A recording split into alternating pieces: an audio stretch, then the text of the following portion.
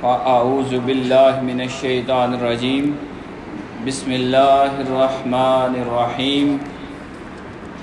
ان الذین آمنوا والذین هاجروا وجاہدوا فی سبیل اللہ اولئک یرجون رحمت اللہ واللہ غفور رحیم صدق اللہ العظیم ان اللہ وملائکتہ یصلون علی النبی یا ایہا الذین آمنوا صلوا علیہ وسلموا تسلیما اللہم صلی علی سیدنا و مولانا محمد وعلی آل سیدنا و مولانا محمد مبارک وسلم۔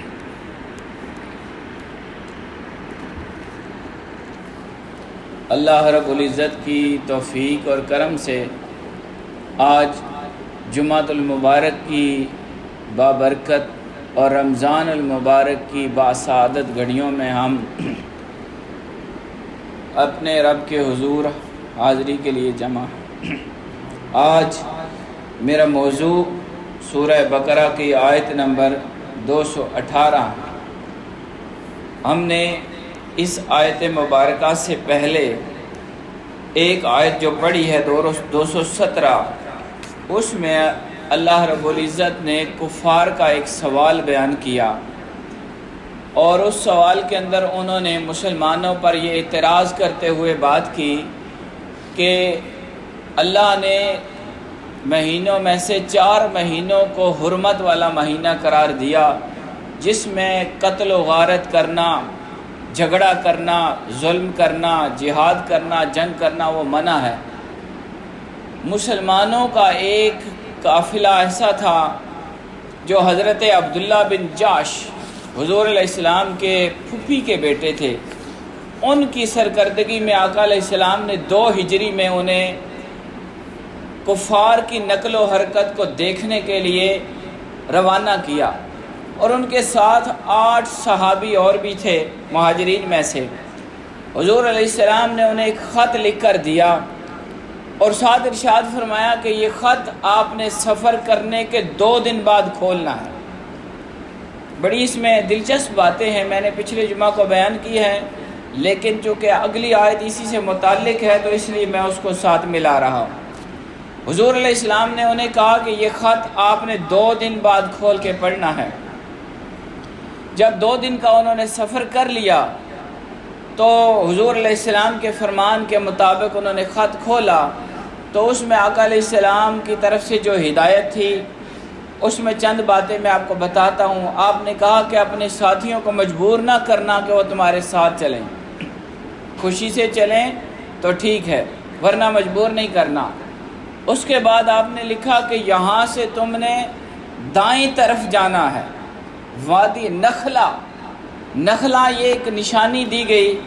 کہ تم اس طرف جاؤ گے۔ اب یہ آقا علیہ السلام کے علم کے اوپر بہت بڑی دلیل ہے، قرآن کی دلیل ہے،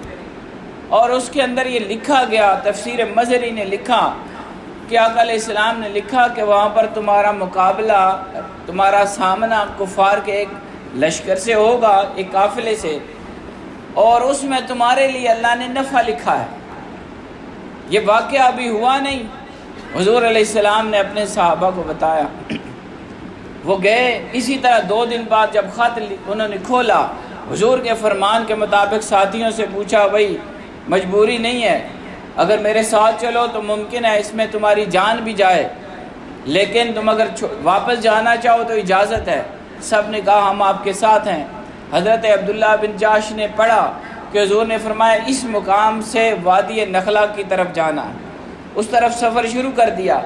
تو ان کا سامنا ہوا کفار کے ساتھ، قریش کے ساتھ، جو مسلمانوں کے سخت ترین دشمن تھے، اور جنگ بدر کا ماحول بننے والا تھا، پہلی اسلام کی جنگ ہونے والی تھی۔ تو اب مسلمانوں کے ذہن میں یہ تھا کہ یہ جمادی الثانی کی آخری تاریخ ہے، جبکہ جمادی الثانی کا آخری دن پچھلا دن ہو کے ختم ہو گیا تھا، کیونکہ وہ چاند 29 کا تھا۔ مسلمانوں کے ذہن میں تھا کہ چاند 30 کا ہے۔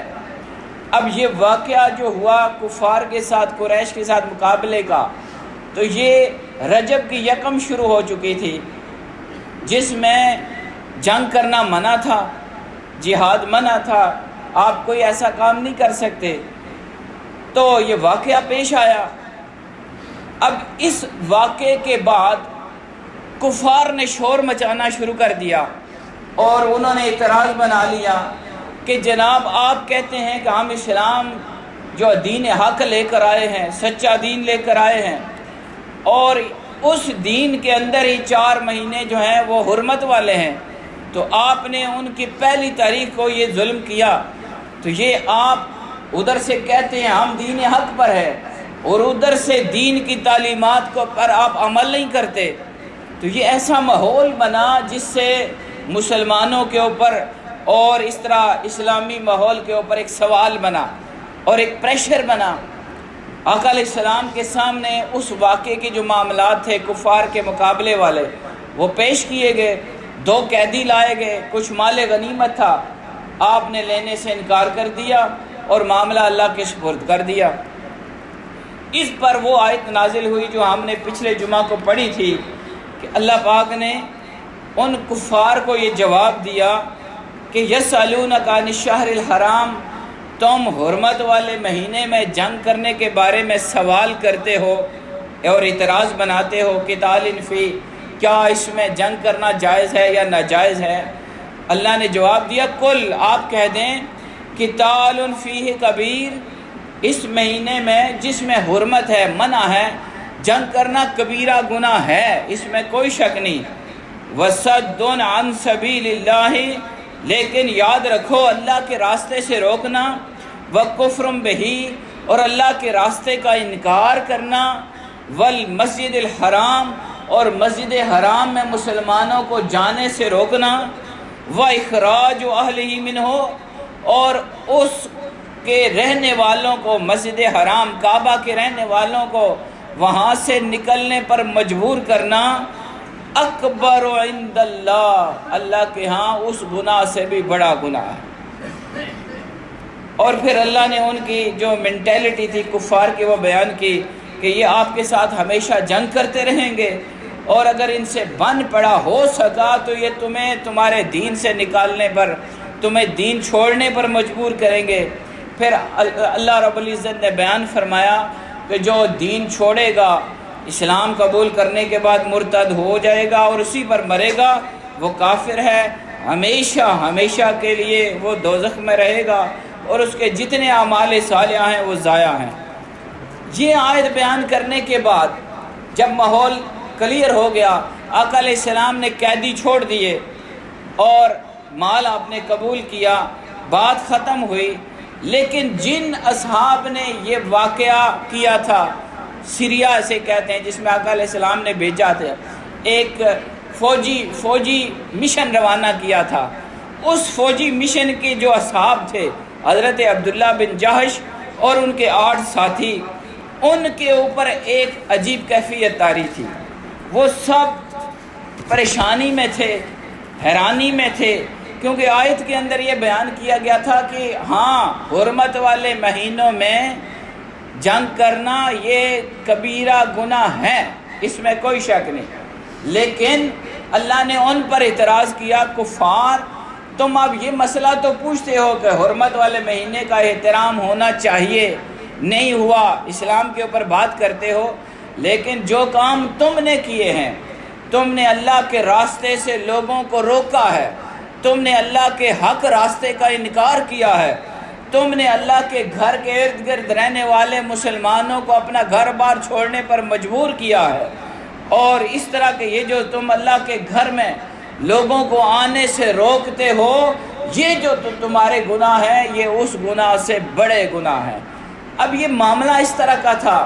یہ جب باتیں اللہ نے بیان فرمائیں کلیئر تو ہو گیا، لیکن جو وہ اصحاب سیریا تھے جنہوں نے کفار کا مقابلہ کیا تھا، ان کے ذہن میں ایک سوال بنا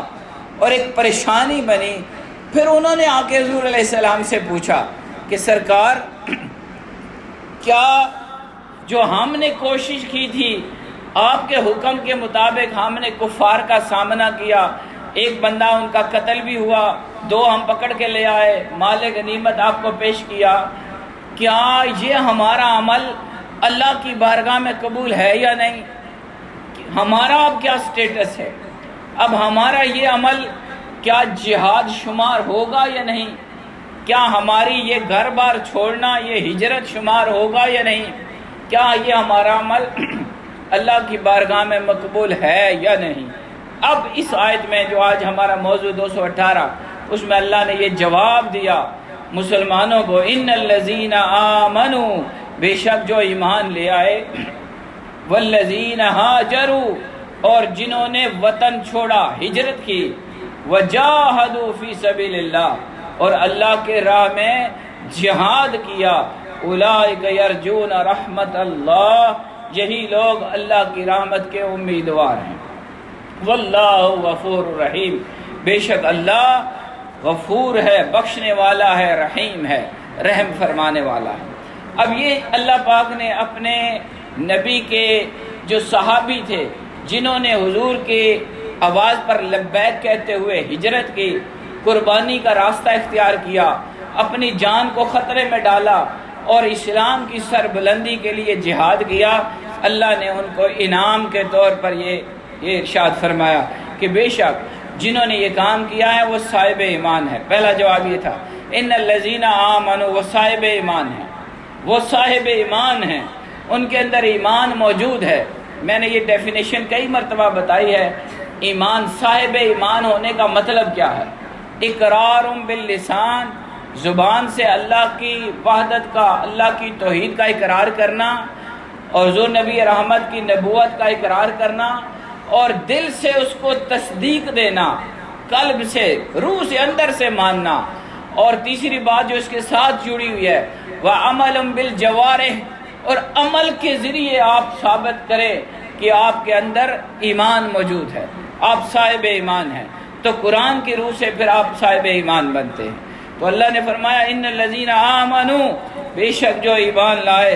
والذین ہاجروا، اور جنہوں نے اپنا وطن چھوڑا۔ ہجرت کرنا بہت بڑا عمل ہے، ہم پچھلے بیانات میں یہ بات واضح کر چکے کہ ہجرت یہ انبیاء کا طریقہ ہے، یہ خواص کا طریقہ ہے، یہ اولیاء کا طریقہ ہے، اور یہ اللہ پاک جن کو چنتا ہے ان کو اس کی توفیق دیتا ہے۔ یہ ایک نشانی بھی ہے۔ آپ دیکھیں کامل اولیاء کرام اور ان کے خانوادے ہمیشہ اپنے علاقوں کو چھوڑ کر دوسرے علاقوں کی طرف ہجرت کرتے رہے۔ اس میں اللہ کی حکمت تھی، ظاہری واقعہ کوئی بھی بنا، اسباب کچھ بھی ہوئے، جیسے یہ مکہ میں کفار نے مجبور کیا تھا مسلمانوں کو، حضور سید عالم کو مجبور کیا، انہوں نے وطن چھوڑا۔ اب ظاہری اسباب اور تھے، وجوہات اور تھیں، لیکن اس کے اندر حکمتیں یہ خدا جانتا تھا کہ وہاں جا کر مسلمانوں کی ایک ریاست بنی، ایک سٹیٹ بنی، اور پھر وہ ایک طاقت بن کر انہوں نے کفار کا مقابلہ کیا اور مکہ فتح ہوا اور پورے عالم عرب میں اسلام پھیلا۔ یہ ہجرت کی برکت ہے۔ تو ہجرت جو ہے یہ نبیوں کا طریقہ ہے، رسولوں کا طریقہ ہے، یہ اللہ کے ولیوں کا طریقہ ہے۔ یعنی آپ اللہ کے ولیوں کی نشانیوں میں سے ایک نشانی ہو، یہ بھی ہے۔ یہ صرف ایک نشانی اللہ کے ولیوں کی نہ بنا لینا، بلکہ اور بھی نشانیاں ہیں۔ ان میں سے ایک نشانی یہ بھی ہے کہ وہ اپنا گھر بار وطن چھوڑ دیتے ہیں۔ یہ ایک ہجرت کی ایک قسم۔ لیکن ایک ہجرت ہے عمل کی، ایک ہوتی ہے مکان کی ہجرت۔ آپ جگہ چھوڑیں، قلیام چھوڑیں، مورت آ جائیں، مکہ چھوڑیں، مدینہ چلے جائیں، یہ مکان کی ہجرت ہے۔ ایک ہوتا ہے ہجرت بالعمل، کہ آپ نے کوئی ایسے اعمال اختیار کیے ہوئے جو گناہ ہیں، جو ظلم ہیں، جو اللہ کے نزدیک پسندیدہ اعمال نہیں ہیں۔ جھوٹ بولتے ہیں، غیبت کرتے ہیں، گالیاں نکالتے ہیں، بدتمیزی کرتے ہیں، والدین کے ساتھ برا سلوک کرتے ہیں، پڑوسیوں کو تنگ کرتے ہیں، آپ کے ہاتھ اور زبان دوسروں کو نقصان دیتے ہیں۔ اگر آپ ایسے عمل میں ہیں، آپ وہ عمل اگر چھوڑتے ہیں تو یہ عمل ہجرت کا عمل، یعنی یہ بھی ہجرت شمار ہوگی۔ یہ عمل ہجرت ہوگا۔ کیسی ہجرت؟ جو عمل کی ہجرت ہے، یعنی گناہ کو چھوڑا اور نیکی کا راستہ اختیار کیا۔ اور یہ اوکھی ہجرت ہے، یہ مشکل ہجرت ہے۔ جگہ سے ایک جگہ کو چھوڑنا یہ بھی بہت بڑا معاملہ ہے، آسان بات نہیں ہے کہ اپنے گھر بار وطن اولاد وسائل سکون ہر چیز کو چھوڑ کر دوسری جگہ چلے جانا، مسافر بن جانا، مہاجر بن جانا، یہ بہت بڑا عمل ہے اللہ کے نزدیک۔ لیکن عمل بد کو چھوڑنا، اپنی اخلاق سیئہ کو، بری عادات کو چھوڑ کر اللہ کے حکم پر اپنے آپ کو تابع کر دینا اور سر جھکا دینا، گناہوں سے اپنے آپ کو روک کے رکھنا، اپنے آپ کے پاس اسباب بھی ہوں، اختیار بھی ہوں اور سب کچھ آپ کر سکتے ہوں، لیکن پھر بھی آپ گناہ کا راستہ چھوڑیں، خود کو مجبور کریں، یہ عمل کی ہجرت شمار ہوگی۔ یہ بھی اولیاء کی صفات میں سے ہے، وہ مکان کی ہجرت بھی کرتے ہیں اور عمل کی ہجرت بھی کرتے ہیں، یعنی گناہ بھی چھوڑتے ہیں، جگہ بھی چھوڑ دیتے ہیں اللہ کے نام کو سر بلند کرنے کے لیے۔ تو یہ اس طرح اللہ پاک نے فرمایا کہ اے میرے نبی کے صحابہ، تم نے جو بھی کام کیا یہ تم صاحب ایمان ہو، تمہارے اندر ایمان کی روشنی ہے اور اس میں کوئی شک نہیں، تم صاحب ایمان ہو۔ تم نے اپنے نبی کے حکم پر اپنی جان کو خطرے میں ڈالا اور اپنے مال کو، اپنے نام کو، ہر چیز کو تم نے چھوڑا، تم نے ہجرت اختیار کی ہے۔ وجاہدوا، اور فی سبیل اللہ، اللہ کے نام میں، اللہ کے نام کی خاطر، اللہ کے راستے میں، اعلاء کلمت اللہ کے لیے، اللہ کے نام کو سر بلند کرنے کے لیے تم نے جہاد کیا، اس میں کوئی شک نہیں تم صاحب ایمان ہو۔ اب اللہ پاک فرماتے ہیں اولئک، یہی لوگ ہیں، یرجونا، جو امیدوار ہیں، رجا رکھتے ہیں، امید رکھتے ہیں، رحمت اللہ، اللہ کی رحمت کی، اللہ کی رحمت کے امیدوار یہ لوگ ہیں۔ یہاں مفسرین میں سے یہ صاحب مظہری نے بہت خوبصورت نقطہ دیا، وہ کہتے ہیں کہ یہاں اللہ کریم ارشاد فرما رہا ہے کہ ایمان لانا ایک کام، ہجرت کرنا دوسرا کام، اور جہاد فی سبیل اللہ کرنا تیسرا کام۔ یہ تینوں بڑے عظیم الشان کام کرنے کے بعد اللہ کی رحمت کے امیدوار ہونا، یہ اللہ کی رحمت کو لینے کا ایک متحقق طریقہ ہے، ڈیفینیٹ، کہ آپ اللہ کی رحمت کے امیدوار بننا چاہتے ہیں، آپ کو اللہ کی رحمت کی امید ہے، بے شک اللہ کی رحمت ہر شے سے وسیع ہے۔ اللہ کا فرمان ہے ان رحمتی وسعت کل شیء، لیکن کیا ہم اللہ کی رحمت کے مستحق ہیں یا نہیں، یہ دیکھنا پڑے گا۔ یہ ایک طریقہ دے دیا قرآن نے کہ اللہ کی رحمت کے مستحق بننا چاہتے ہو، اللہ کی رحمت کے خود کو امیدوار بنانا چاہتے ہو، تو اس طرح کا راستہ اختیار کرنا پڑے گا، ایمان والا، ہجرت والا، جہاد والا، اپنے عمل کو درست کرنے والا، اللہ کے نام کو سربلند کرنے والا۔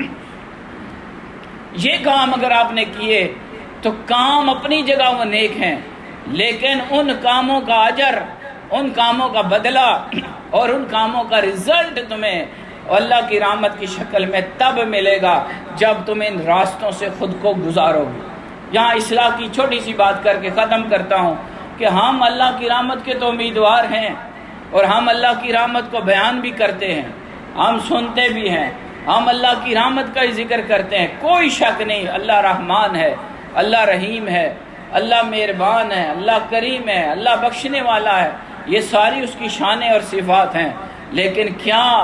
ہمارا عمل بھی یہ ثابت کرتا ہے کہ ہم اللہ کی رحمت کے دل سے سچے طریقے سے امیدوار ہیں یا نہیں؟ ہماری زندگی گناہوں میں، اللہ کی نافرمانیوں میں، احکام شریعت کو چھوڑ کر گزرے اور پھر بھی ہم کہیں جی اللہ بخشنے والا ہے، جی یہ تم نے کام غلط کیا، اوے نہ کم کر، او کوئی نہیں اللہ بخشنے والا ہے جی، اے کام نہ کریں، اے جائز نہیں درست، او نہیں جی اللہ بخشنے والا ہے جی۔ یہ قرآن کے اصول کے خلاف ہے کہ اگر آپ اللہ کو بخشنے والا مانتے ہیں تو آپ کا عمل دکھائے کہ آپ اللہ کو بخشنے والا